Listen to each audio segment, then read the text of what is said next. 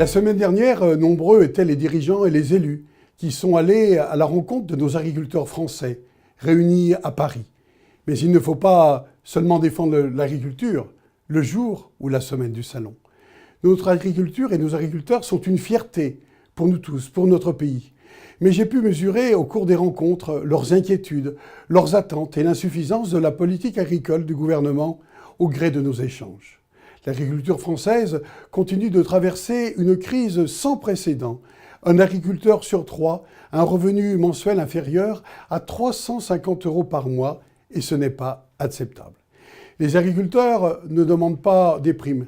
Ils demandent de pouvoir vivre de leur travail dans les meilleures conditions.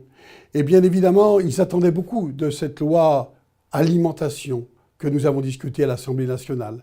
Elle était censée augmenter le revenu des agriculteurs sans frapper le consommateur. Et que peut-on constater aujourd'hui?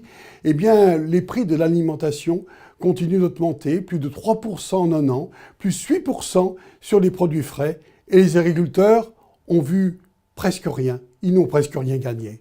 Alors, il est urgent de sauver notre agriculture, de protéger effectivement notre territoire, de protéger notre indépendance, bien sûr, et notre sécurité alimentaire. Mais nous ne pouvons que regretter que le président de la République, dans la lettre qu'il vient de publier, n'évoque pas l'agriculture et n'évoque pas la PAC, sujet prioritaire. Alors nous, républicains, que proposons-nous? 1.